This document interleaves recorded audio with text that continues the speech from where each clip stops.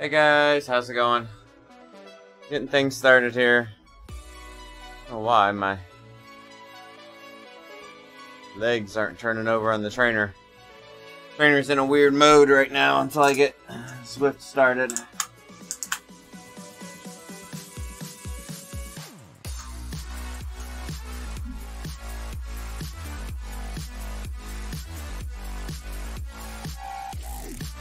In the background here, you can see my outdoor ride from last night. Portions of it.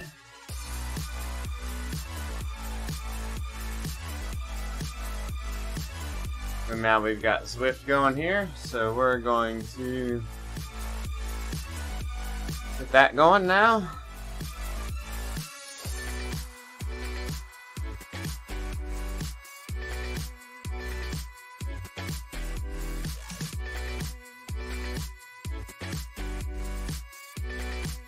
Alright, and we are going to, we're not racing today.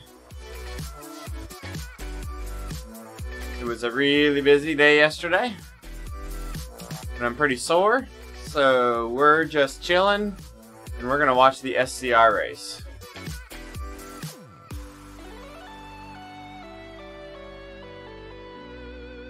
That is the plan for today.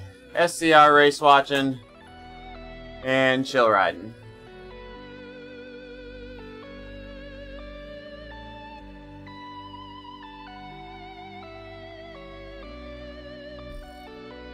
So currently in the race, we've got people that I follow: Drew Jean, Quentin LaFay, M Firestone, M Podzaline. All gonna be tough guys here. Fun to watch. Should be a good race. The course is Classic Reverse. Honestly, I don't know if I've ever raced this course officially. Still fast though, wasn't it, Frank? I think I seen Nathan rode it, right? I caught Nathan at the end of his ride when I got home from my outdoor ride.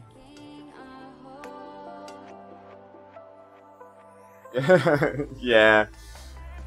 Yeah, the double draft makes it tough.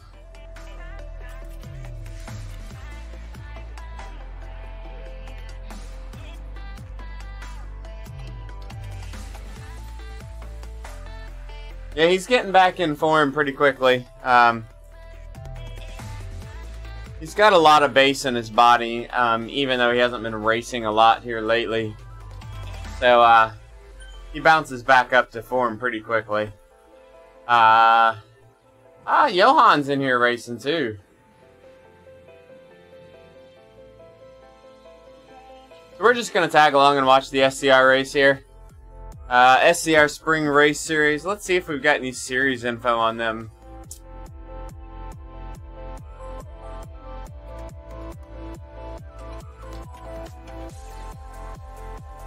Didn't get the fit. I wonder why it wouldn't have got that right. That's odd.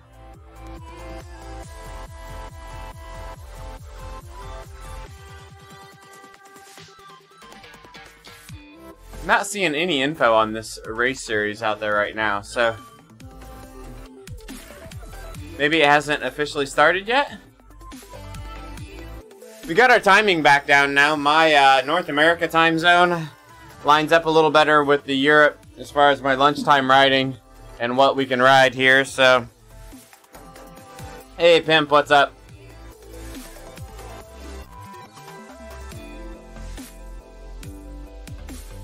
We're just gonna soft pedal here for an hour or so and watch these guys race.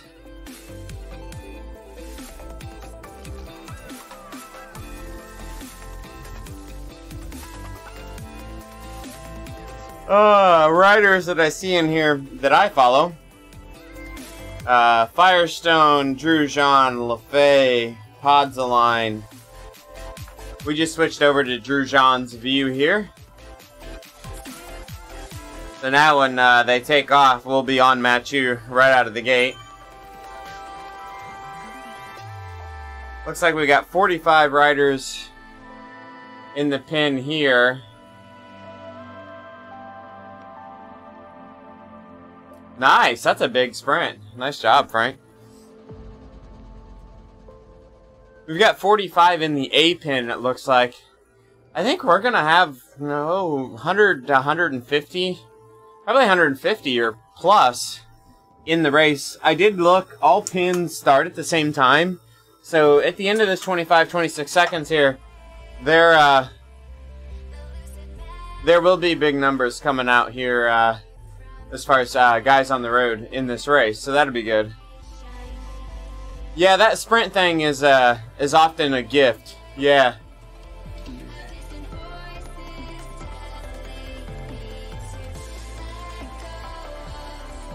Oh, I'm tired. Here we go, rocking and rolling. We're following Matthew's person here. We're gonna get you guys some Zwift sounds here too. These are always a challenge. Matthew just hanging in the pack here a little bit.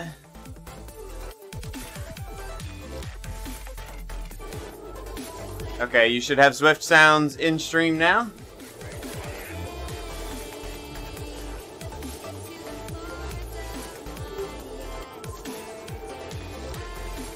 Interesting here, they're stretching out pretty good right off the bat.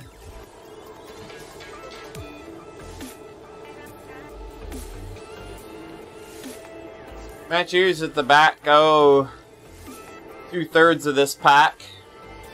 Starting to get a few gaps here ahead of him. It's like the front of the pack here is about 4 seconds ahead of him now. So, he'll kick it and roll up through here, these guys, I think. This is a no power-up race. 5 laps of Classique Reverse, which is a new route. Classique Reverse, I have to think about how that's going to be. It's a fast sprint. There's not as much of a kick, I don't believe, on the Classique Reverse as there is on the Classique Forward, as far as the hill goes. You know, there's not a big hill on the regular Classique course, but I think in the reverse direction there's even less.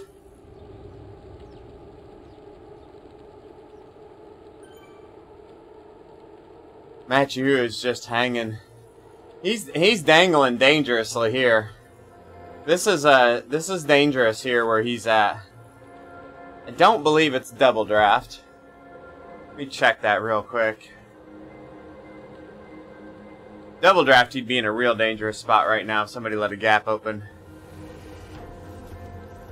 It is not double draft.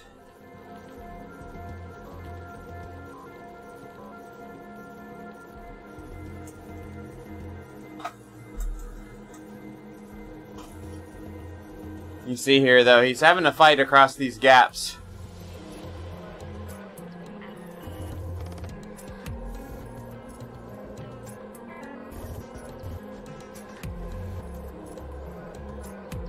So A+ riders in here. I mentioned the ones that I already follow. There's a Robbie Marek. There's another name I see popping up here. James Brown, Tom Fitzpatrick, Tommy Martikanen, Oftedal,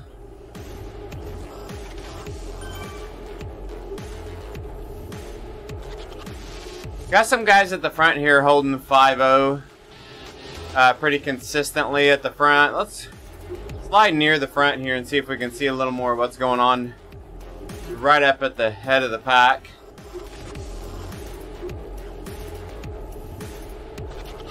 Not sure who H. Marvick is. They've got a check mark.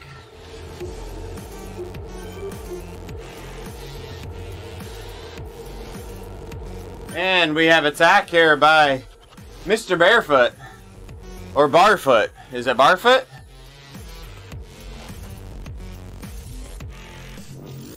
And he is kicking off the front.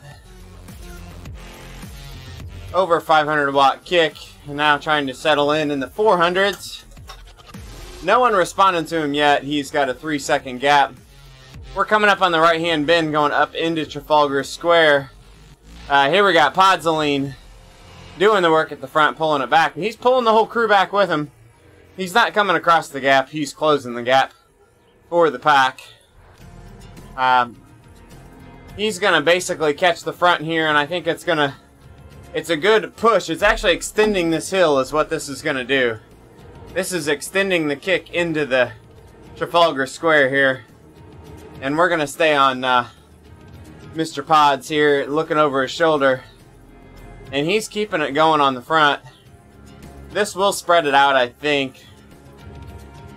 Yeah, Podsy's got this kick going. Getting on the front like that and extending it into this hill, I think really stretched it into the hill. May make the hill do a little more damage to some of the lower category riders. This is a real break behind him. I mean, even right now, I'm seeing Drujon, LaFay, some of those guys, I'm showing 4 seconds back on this group. They're connected, but they are strung out here. I'm actually going to go back and look at these guys. And there's a big gap up ahead of these guys. And I think this is going to form back up. But there is some risk here with how much they're stretched. Where is this chain? I mean, it's almost like a single link connection all the way back here. It's only going to take one guy to break to completely break the chain of the draft right now. You get a guy like Drujon coming through the pack. If gaps form up behind him, this is going to spread out. You can see they're still big time spread out. And right now, nobody is in Drujon's gap. I'm not sure if they're going to get back to this or not. Let's go back here and look at this. This right here, I think, is where the danger starts. This guy's going 6-0, and he's not really making a lot of progress. This is 4 guys. Behind him, it's 4 seconds back. So, these guys are still trying to fight to come across. And looks like you got a few people making connections here, but not everybody. And I'm showing right now, all the guys that I follow are up in that front pack. But it looks like this group here, I think it's going away. They're still fighting up there at right here. We're still fighting at 6.3, but it is not coming back. At this point, you've got to quit pulling at 5.2. You've got to go 9 plus sprint to catch that group, or you're not going to get there. This just pulling at 5.5, 5.7 will never get you there. This is just going to completely burn them up. They are not making progress. They have got to sprint, or they are done for. So this is always that classic, I don't got it, I don't got it. You've got to get out of the saddle, give it everything you got, or just accept it and go back that 13 seconds and settle into that group behind.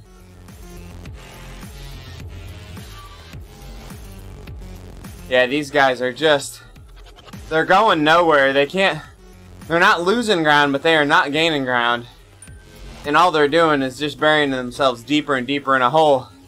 At this point, they've worked hard for a half a mile after that hill to hold a 5-second gap, where they should have used all of that energy they've used to hold a 5-second gap and sprinted across this gap right away and got that wheel.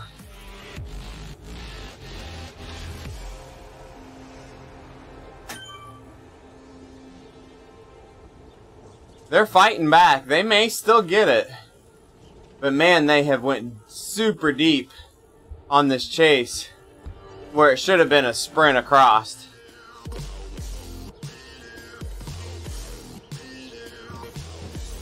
Here goes Blom. He may have the momentum here. Now see, he set up. He's got to keep that. He got the momentum surge to the front. He needed to pull that a little bit longer. See, now they're going to hit this uphill. This is where it's really going to burn. When they're going to drift to the left here. And then it's going to start kind of a drag. 1 to 2% here for a little ways. They're still not making any headway here. Hey, what's up, Indoor Specialist? How's it going? We're watching this group just suffer 3 to 5 seconds back. They've been 3 to 5 seconds back, essentially since the climb up into Trafalgar's. Not seeing any significant movement at the front, so we're kind of watching these guys to see if they. And at this point, they've suffered here for a mile. This is a tactics mistake by these riders. The amount of energy that they burned to hold this gap should have been put into an all-in effort to close the gap. We're going to drift forward now. They're losing touch here. Let's sit in this front group and see what this front group has to do.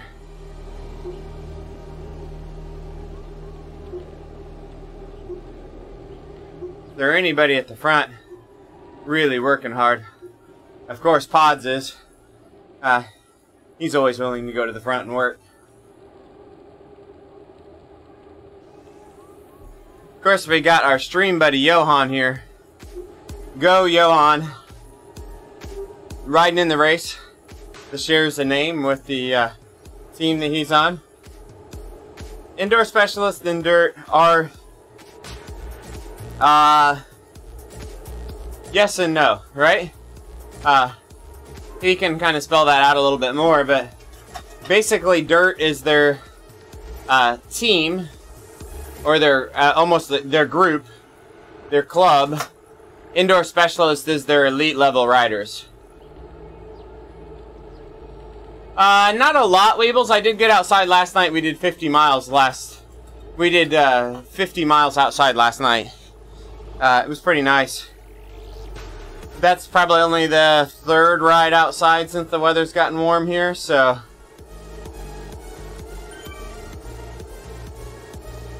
I thought I just saw Scotty's jersey in this pack, but I'm not seeing him in the race.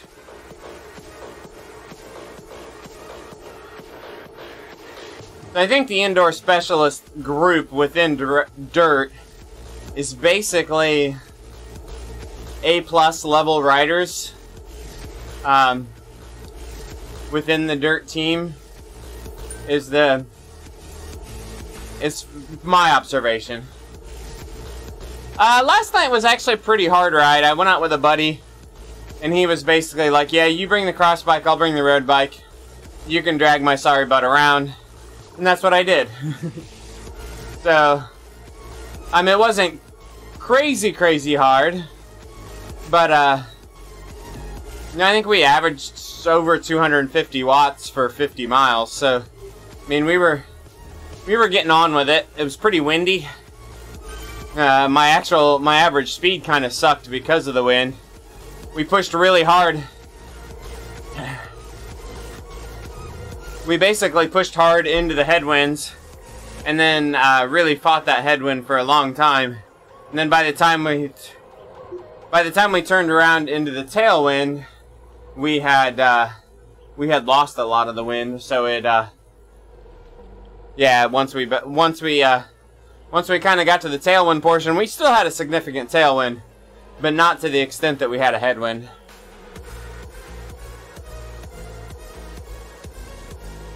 I'm actually going to upload to YouTube my GoPro video from that ride here in a little bit. I got it all, I got the video all done this morning and ready to go. It was actually on my intro screen, my starting stream today. That was my background video, was my ride from last night. Looks like we got 70 on Saturday. So we're going to do some riding on Saturday for sure, with 70-degree weather. It'll be the first time in shorts and regular jersey, I think. These guys are doing 5 laps of this course. This course essentially has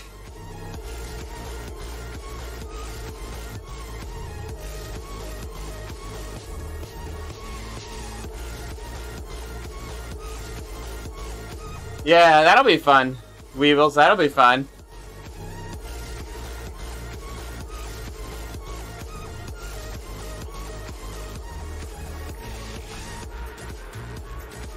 Well, at least you've got something to ride as a backup, Weevils.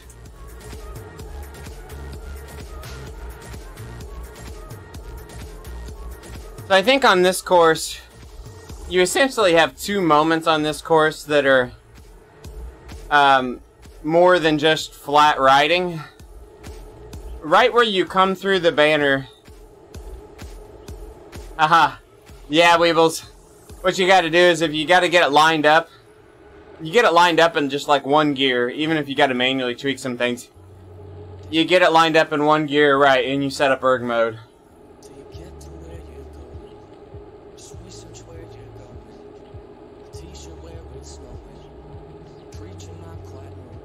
Yeah, it does take a lot of space, the videos. Recording them locally and rendering them. Yeah, Classic Reverse is quite a bit different. That's our kind of watching to see how this shakes out. We got one guy up the road now who has taken on the flyer here. Off the doll. And he's going all in here. 187, 188 heart rate. Looking over his shoulder, you can see the chase pack coming. They're going through to finish, I believe, 2 laps here. Total mileage on this one's going to be, I think, around 20 miles or so. So they're not quite halfway through the race now. There are a couple critical places on this course. They're coming up on one. Right around the banner and extending on past the banner. About 300 or 400 meters. Like 2 or 3% incline through here. It's almost like a false flat. Basically from here all the way through the banner. Alright, now we got a break happening. Now we're getting serious. There's actually getting to be a gap. These guys popped away. And actually none of the big names came across here. So Drujan, Lefay, Podzaline, all those guys are still behind this gap. So, I think with 4 or 5 guys up here, you may see some of those big names start to come out of the pack. There goes Podzaline. He's coming across the gap now. Will he pull the group?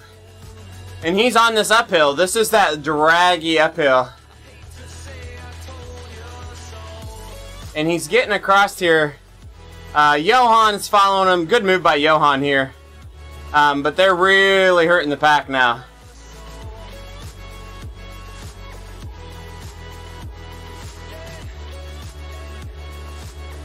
Good luck in your race, Indoor Specialist. That'll be fun. No racing for me today. This will be it for me. With basically 70 miles in my legs yesterday. Today we're pretty well cooked. Gonna take it easy and hit it again probably tomorrow. So we're starting to really make some moves here on this course. Starting to really get it spread out. We're basically at the front of the pack here, looking over the shoulder. You can see what used to be a big blob is getting to fall apart back there. It looks like they just came up a big hill and trying to pull it all back together, but they've actually been on the flat. And they're coming up on the next kind of critical part on this course. Like I said, this course doesn't have that key little kick to it like Classique Forward. It's got a couple milder sections like that, so it's a lot harder to break this one apart, I think, than regular Classique. And you can see that one little kind of defined gap back there, but it's not huge. The Pods is still pushing here on the front. I don't know if these guys are going to get this gap back or not. We're going to go back behind the gap and watch this. They're starting to make the connection, but they're also really strung out here.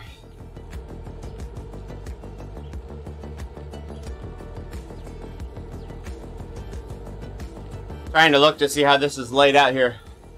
Pods is still on the front pushing, but at this point everybody's connected who's going to stay connected. I don't know that I would continue to push this pace. We did lose Quentin in that mess, but it looks like the rest of the names that we've been watching here, people that I follow, have held on to this up to this point. This is going to be your other little kicker in the race. So going backwards on Classique, this is the downhill that is the big kick when you do the forward Classique. And it's going to roll you into an uphill here. But this uphill is not near as much of a kick. You can see 2% is all we're getting, 1% into this uphill. Much less decisive place on course there than what you get in the forward Classique. So there is not a really good place to break anything on this course. That area through the banner is probably the toughest area. It never goes over 2%, but it stays at a higher percentage for a little longer. It creates a false flat where you can make the pack suffer, but it's really hard to get it away. Podsaline is still going to try to break this a little bit. It's pretty much all back together. He's just keeping it hard.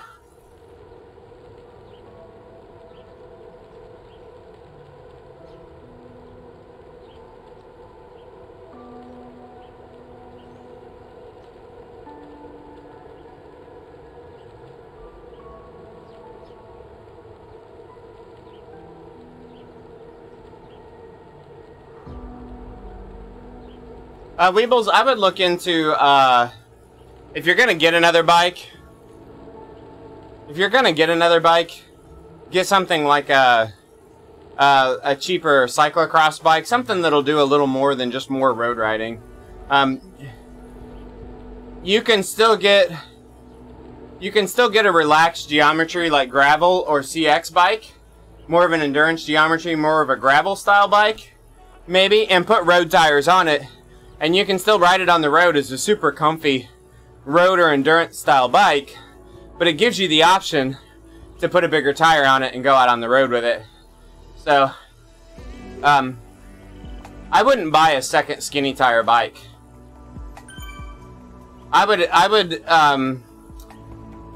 buy something that still allows you to ride on the road, so I would still do a drop bar style bike, but I would look more into that, gravel or cross area.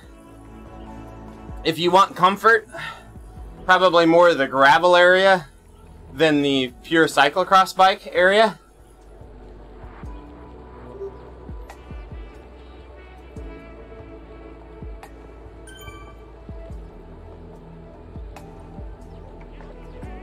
I think after this they'll have 2 laps to go. Off the doll is off the front now. Oh, I gotcha. Okay. Yeah, honestly, I've got a more endurance-oriented road bike too, and it's not a significant difference unless you're doing a ton of racing.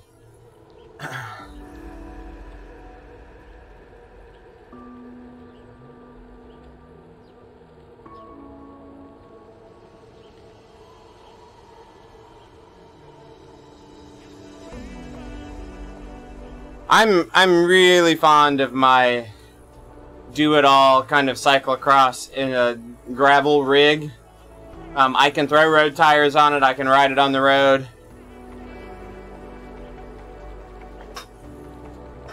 I personally, because racing's not super important to me, I chose not to buy a full-on race rig.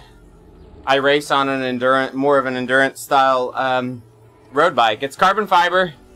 It's a nice bike, but it's not the full race frame geometry. It's more of an endurance type bike. And but I choose, since I don't race a lot, I choose to make that be good enough for racing, and put my money into other style bikes that open more opportunities for me to enjoy riding. So I've got an endurance road carbon fiber bike. It's a Felt Z5. I've got a full-on TT bike set up, which is a Felt DA4, and then I've got my cyclocross bike.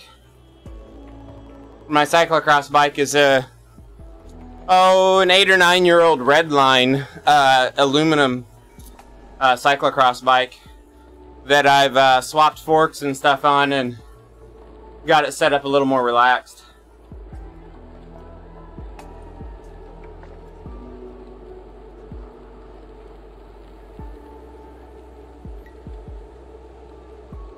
These guys are really just hanging in there, aren't they? No big pops. I mean, they're getting aggressive, but nobody's getting away. I think they're going to start giving up here. We've got a couple guys here. Oftedal's held 5-0 for the race now.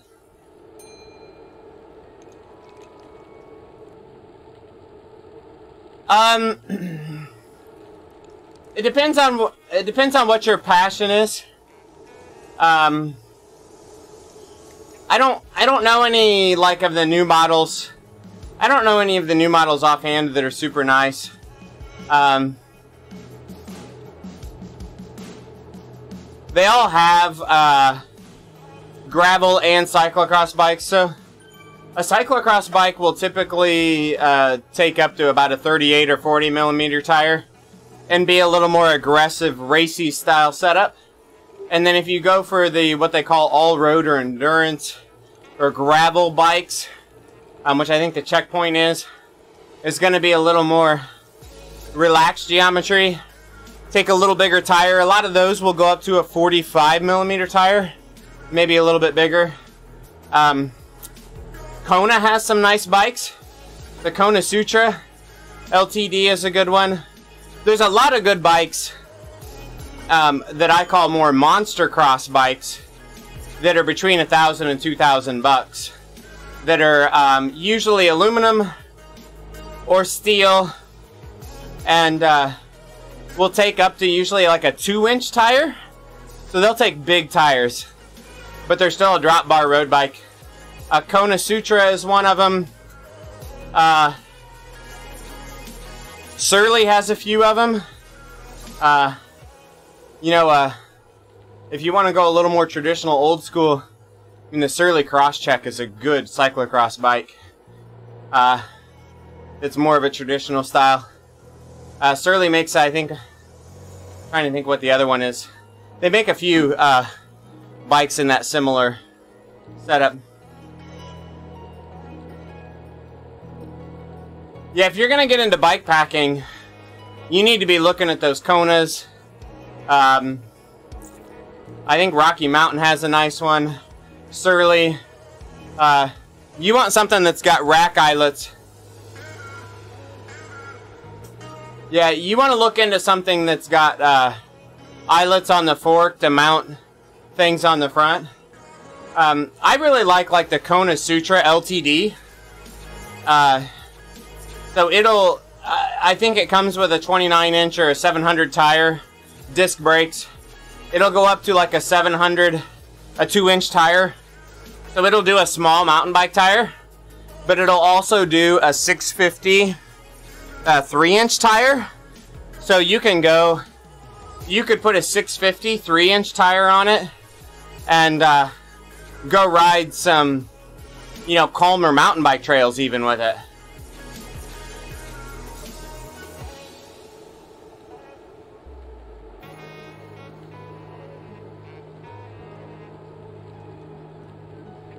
Yeah.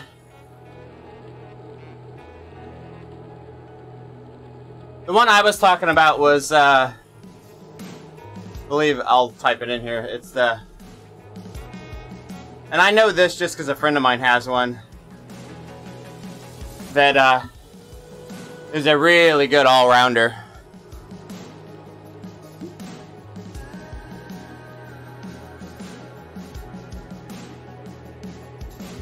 Kona has a lot of good options, though, if you go look.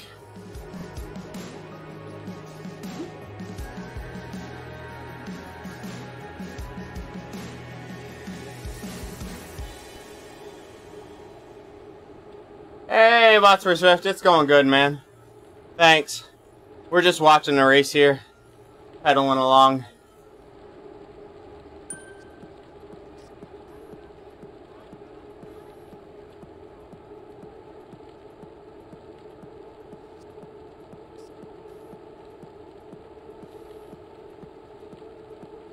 So if you want to look, some things to look for in that style bike is you want to look at gravel or monster cross is another term they use. Gravel bikes, monster cross bikes.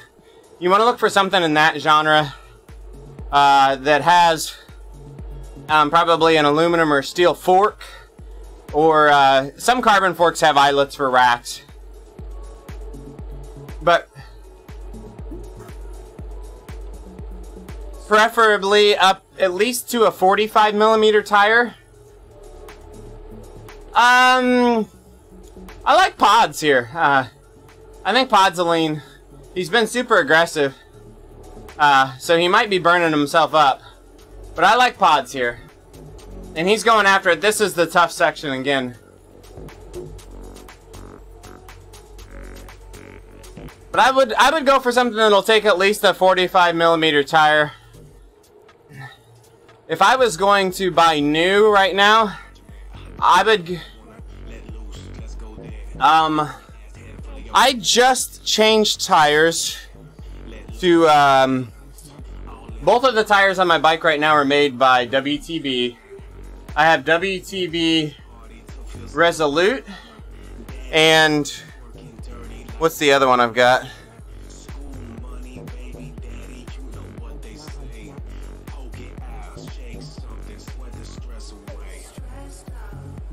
When I did my first bikepacking trip, I had specialized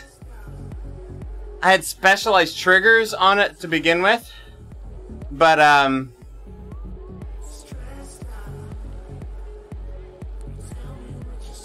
so I had the Resolute and the Riddler. Okay. Uh-oh.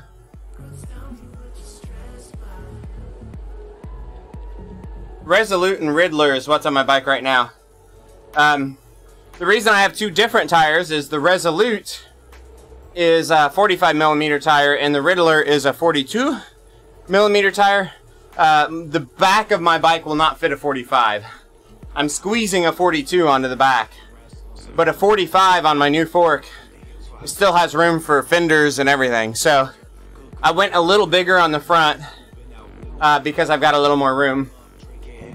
I even debated about going, I might buy another set of tires and do the WTB Nanos.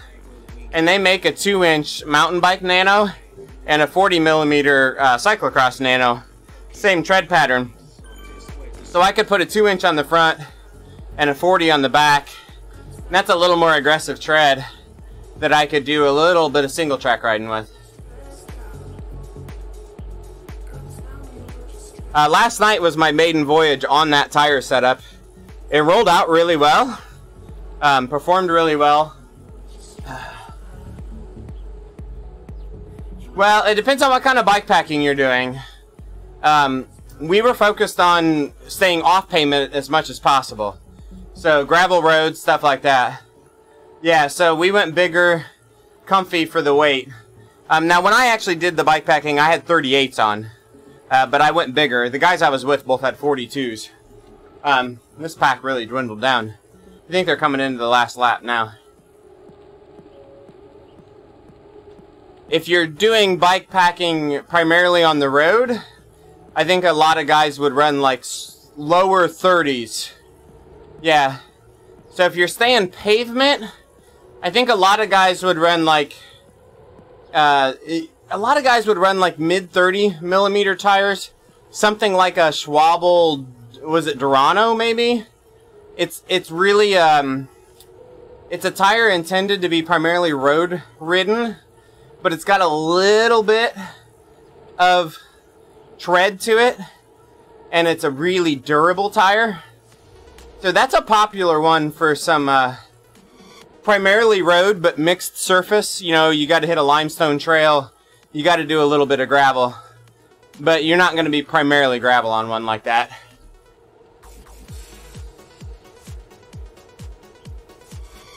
Yeah, most of the bikes, like I said, you can go smaller, but you can't go bigger. I gotta look.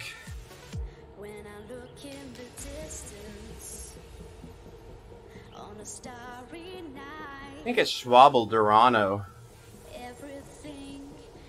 Maybe?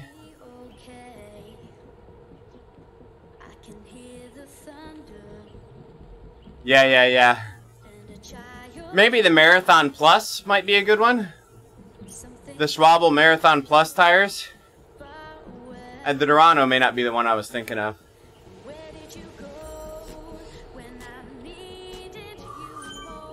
I'm curious to see what that one's going to end up being.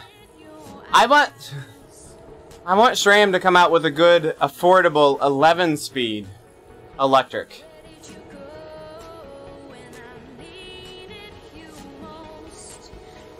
What make those upgrades so expensive is you got to buy new wheels too. You're not going to fit the 10-tooth cog on a. They're all new free hubs.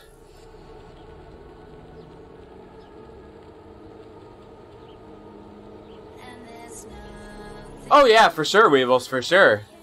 Yeah, if you go to one of those newer ones we're talking about, you might be looking at through-axle bikes. So, you gotta make sure your trainer's through-axle compatible. But yeah, they'd be perfectly fine to sit on your trainer.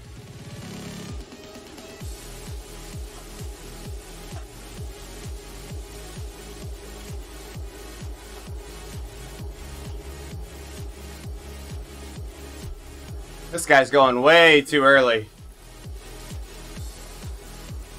The Marathon Pluses, I think, are pretty popular for that mixed surface, but mostly road stuff.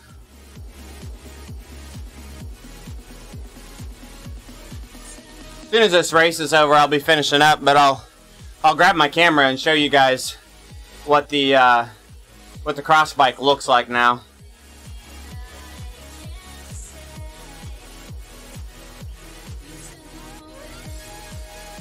Yeah. These guys aren't chasing that hard yet. Here comes Firestone. Oh, here they come, here they come, here they come.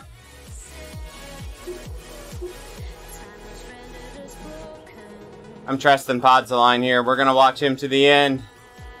These guys are leaning it out way too early. Yeah. Pods kicks at just the right time. He needs orange numbers here, though. He's got to slingshot him. He's got to bury it now. 4-5's not enough. I think this is the finish. Is this not the finish? This must not be the finish. They're not sprinting hard enough. Or they're just flat cooked. Ah, this is brutal.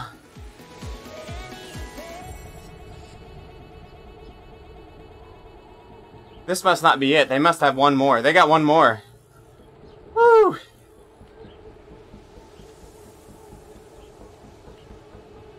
Most of the time when I was looking at them, Weebles, they were $1,000 to $2,000 for a decent bike, and now it's nothing. It's not crazy high-end components or anything.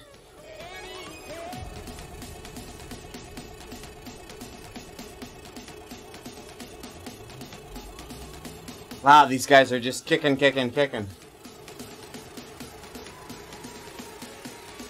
Usually in that range, though, you were in somewhere in like the SRAM rival component setup.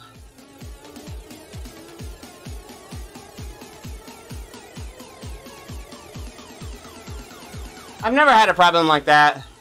Watts for Swift. I've heard of some people. I've had some people recently, maybe with some of the updates, have issue. Try to uninstall and reinstall Swift. See if that helps.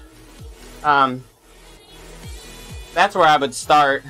And then check to make sure all your video drivers are up to date. At least 105. Typically on those bikes you're going to find SRAM over Shimano because of its cross compatibility and the 1x setups. But it really just depends.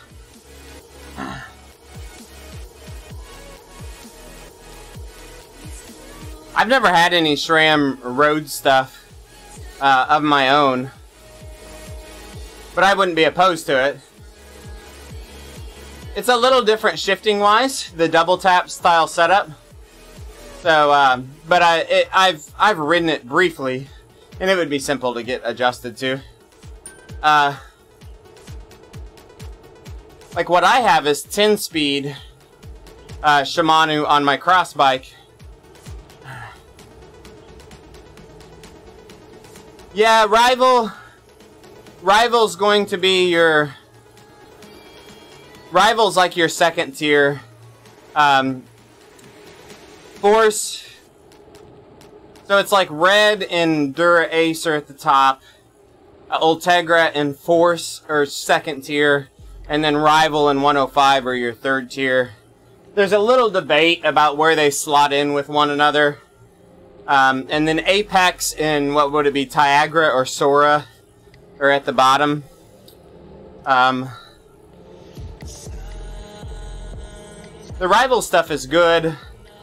Force is where you start dropping some weight, getting into more carbon components. But the Rival stuff's really good as far as function-wise.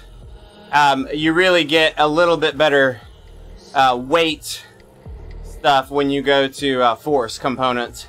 So Force steps up to like carbon cranks and a little lighter weight materials.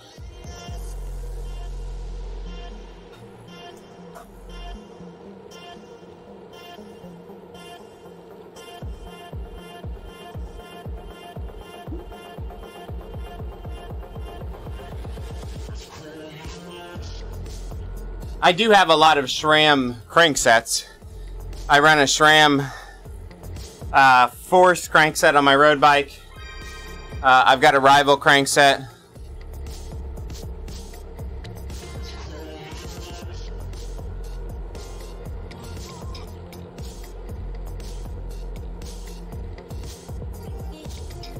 Yeah, the clutch is a big deal if you're doing some serious rough road riding and going one by.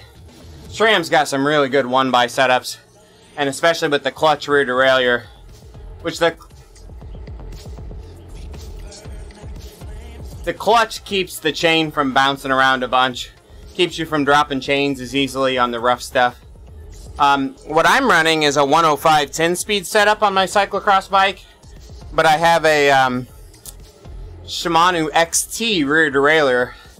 So the 9-speed and under 8, the 9-speed mountain stuff for Shimano is compatible with the 10-speed road stuff. So I've got a mountain cage on it with road shifters. So it'll take up a little more chain. It manages the chain a little bit better, being a mountain bike derailleur. But the biggest thing is just having a little longer derailleur cage and being able to take a bigger cassette in the rear. I think I can, without any modification, I think I can get up to a 36 tooth cassette on the 10-speed setup now. I think I'm running a 34 right now on the back of that.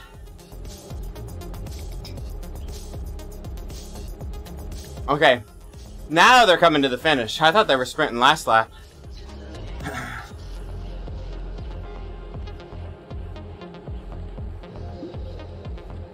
Johan is held on here. So, Firestone going early. Pod's covering the move. He's got to hope somebody pulls him along here. Now you got to be patient. If you close this down yourself, you lose the race. The guy that closes this gap loses the race. So those two guys going off the front right now, Crazy High Cadence guy and the other guy, they won't win the race, I would say.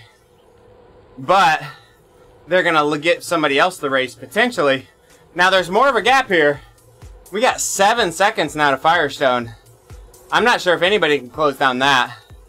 But, it may come back really fast if they get a big sprint going here. These guys up the road, though. This 130 cadence. Something's wrong here. Firestone lost the... We got Barefoot coming. He looks legit here. You can see how quick they're coming back on him here. Podslane's going to come around. And I think he's going to catch... No, they're not.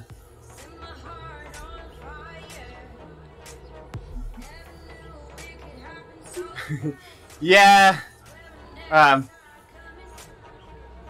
Feels bad, doesn't it?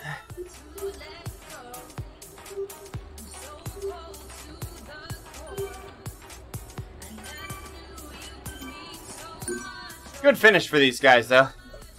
I'm 12 miles into that race, and they just finished at 20 miles.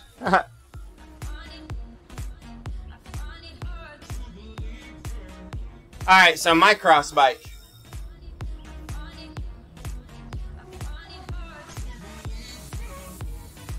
I'm going to steal the side camera here.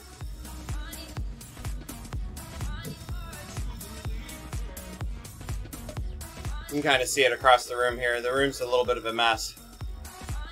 That's what I'm riding outside right now. So we got the clip-on aero bars on it. 45 mil tire on the front. 42 mil on the back. We just swapped the fork on this one. The fork on this one now is a Surly cross-check fork. It pushed my front tire a little bit further forward. It stabilized the bike a little bit. But most importantly, it gave me Brazons mounts. It gave me mounts on the front for racks and things like that. So you can kind of see hanging up on the wall over here. It's probably hard to see. I've got a front rack for it hanging on the wall there, that with a basket that goes on the front. And then I've got a big 10-liter seat back bag. I've got a frame bag, a half frame bag that goes across the center. I've got it set up with tons of bags and that for longer distance riding. One of the other things you probably can't see at this distance, it also has a shock stop stem on it. So there's about probably 1 centimeter or so of suspension in the stem, in the handlebars. So it really smooths out the road buzz, and the big shocks on the gravel ride, the vibration in that is much better through all of that. So that's what I've got going on there with that bike. Just to give you an idea of what we got.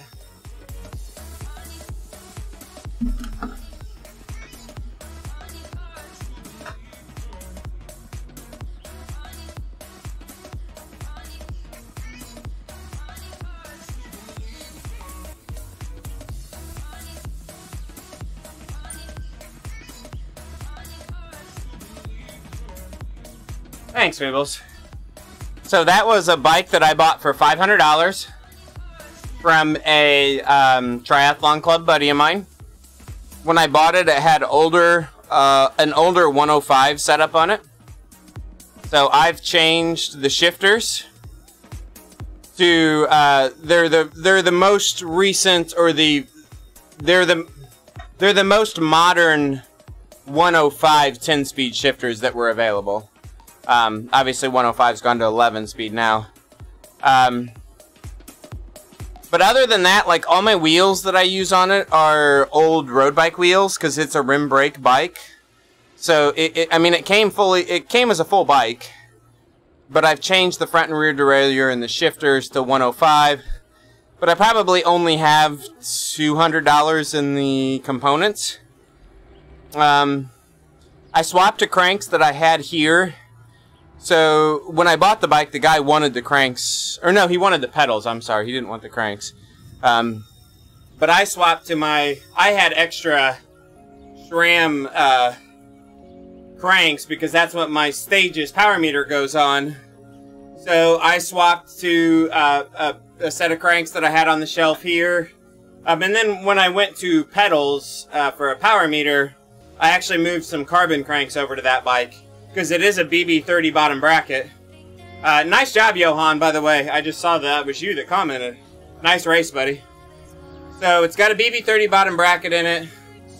We swapped over to carbon SRAM cranks, but again, that was really a no-cost swap. I had those on the shelf. We swapped from cantilever brakes to mini V's. So at this day and age, if you're going to ride rim brakes on a cross bike, I would recommend looking at the mini V's. I think my brakes only cost me about 50 bucks. They're not the lightest mini V's out there, but they stop 1,000 times better than the cantilever brakes. Cantilever brakes are awful. Yeah, if you're buying new, you want to go disc. I intentionally didn't want disc because I wanted to be able to swap my road bike full wheels onto this bike So like when I travel now, yeah, I could understand that. I would, if I buy another one, I will go with a rim. I will go with disc brakes. I will go disc brakes next time around. When I got this one, I really wanted it for a utility bike.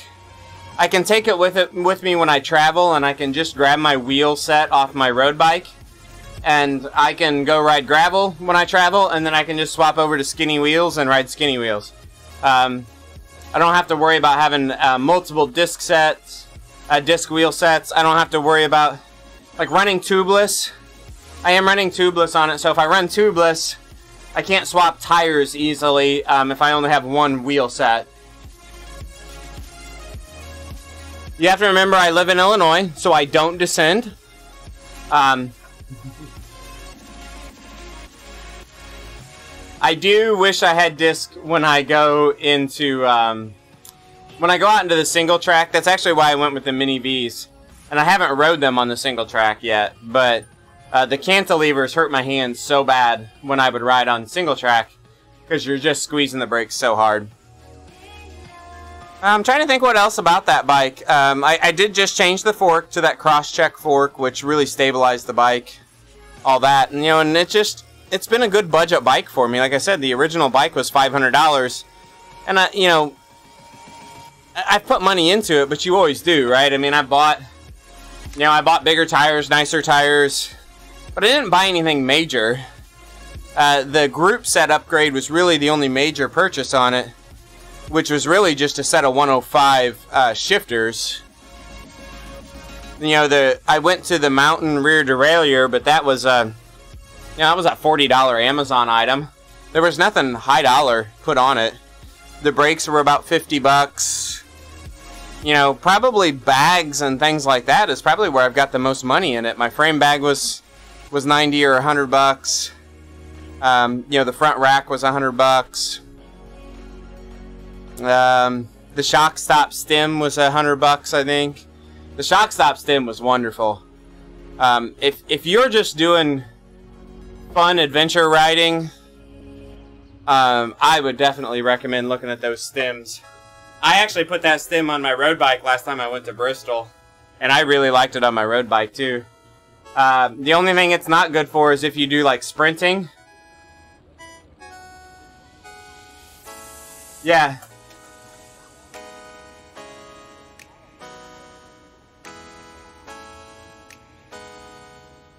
Yeah, I just,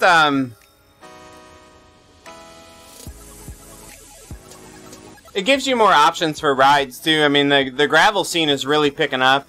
There's a lot more that I've seen pop up, 40 to 60 to 100 mile, like, gravel grind type rides that aren't necessarily races, that are more just social rides or just big organized group events. It just gives you a lot more options, fun stuff to do. Even going like bike packing and that you're talking about. A lot of the rails, the trail stuff are limestone, crushed limestone trails. You can ride those on a road bike, but if it gets wet at all, it starts getting a little sketchy. Just stuff like that. Now the research begins, right. Exactly. We're not going to let this one upload as SZR, because we don't really want to admit that this was any type of race deal. So you can see here,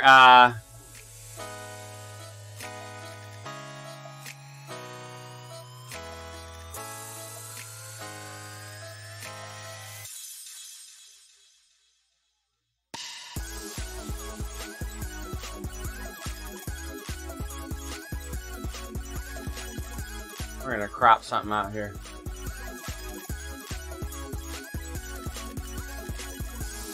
Okay. You can actually see here, this was my road bike ride from last night. Move the text up a little bit.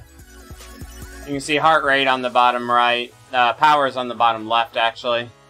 But you can actually see the tread on my front tire sticking up here at the bottom. I'll upload this ride to my YouTube account. As soon as I get off here, actually, I'll drag it over and get the upload started. It actually smoothed out my camera a little bit. This is the first time I think I've used the GoPro with the shock stop stem, so a lot of the up and down movement is kind of buffered on the camera a little bit too. I did cover my camera with aluminum foil last night, and it helped my GPS problems, so that was cool too. But that is all that. Weebles, I'll do a little looking around and get a little better idea for some bike options in that ballpark. It's been a while since I've really done any research on it. I'm scared if I do research, I'll be interested myself. But there are a lot of good options out there. Alright, we are looking to see who is out there. Toledo Torpedo has been live for, I think, 48 hours now. I think he might have a bug.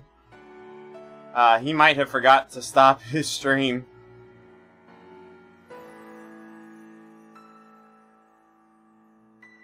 Wow, we have a lot of people live with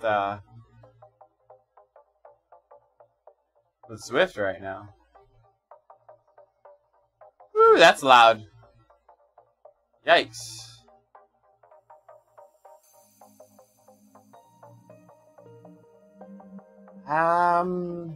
This is an interesting one. What do you think this workout's about, guys? What do you think this workout's about? Any ideas? Can you see? Oh, can you see it? I don't know if you can see it. Can you see the workout name? Not sure what that one's all about.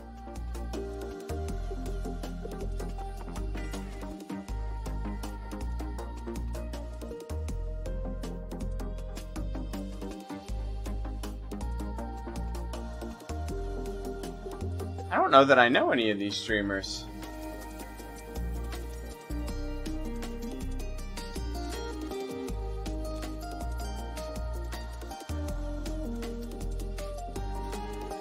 This guy looks like he's got a good setup. Got a long way to go. Oh, he's been riding for 2 hours actually already. How far is he going? Guessing he's about done.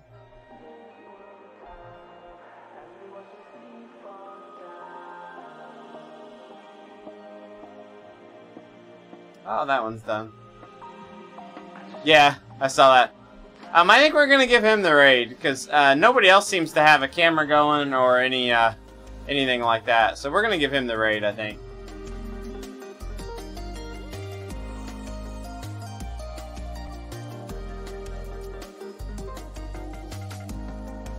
You guys jump in, say hi to him. We'll talk to you guys all later. I'll be here tomorrow. I think it's gonna be raining here, so I don't expect to be doing much outside. So we'll see y'all tomorrow. The raid's gonna go, and thanks for hanging out with me.